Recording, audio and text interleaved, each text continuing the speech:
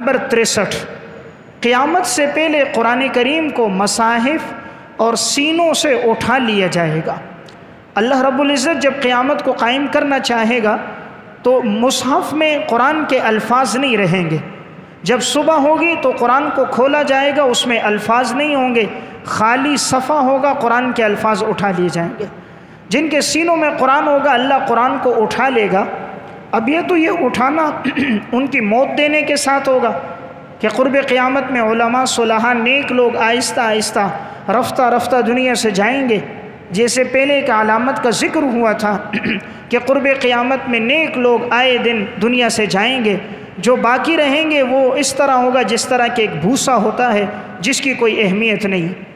آپ صلی اللہ علیہ وسلم نے ارشاد فرمایا وَلَا يُسْرَى عَلَى كِتَابِ اللَّهِ فِي لَيْلَةٍ، کتاب اللہ کو ایک رات میں اٹھا لیا جائے گا، فَلَا يَبْقَى فِي الْأَرْضِ مِنْهُ آیَةٌ، زمین میں کوئی آیت باقی نہیں رہے گی،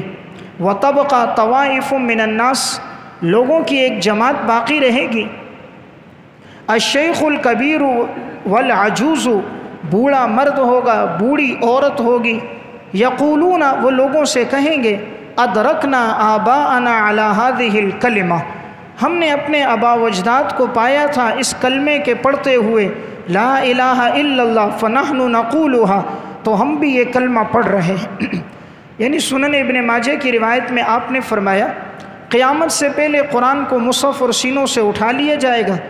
جو لوگ باقی بچیں گے، بوڑھے مرد اور بوڑھی عورتیں، وہ کہیں گے یہ کلمہ ہم نے اپنے باپ دادا سے سنا تھا، ہمارا باپ پڑھتا تھا لا الہ الا اللہ، ہمارا دادا پڑھتا تھا، یعنی دین سے واقفیت ختم ہو جائے گی، یہاں تک کہ کلمہ بھی انہیں یاد نہیں ہوگا، دین کے بارے میں بنیادی معلومات بھی نہیں ہوں گی، بس کہیں گے ہم نے باپ دادا سے یہ جملہ سنا تھا کہ وہ لا الہ الا اللہ پڑھتے تھے، باقی معلومات ان کے پاس باقی نہیں رہیں گے۔ تو گویا یہ بھی آخری وقت کی نشانی ہے، قیامت کا ظہور تب ہوگا جب اسلام اور قرآن کو اللہ اٹھا لے گا۔